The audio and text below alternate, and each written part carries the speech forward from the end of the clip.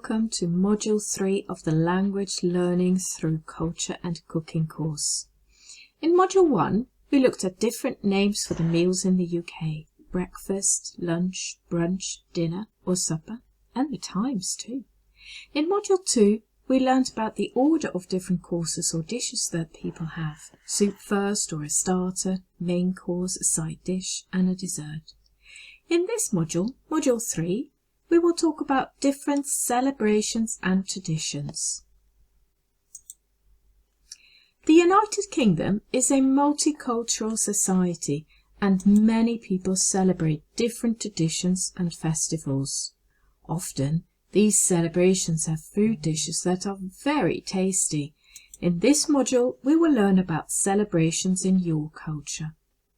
We will also look at the winter celebration of Christmas in the UK, and we will learn about typical British Christmas dinner. This module has 7 activities.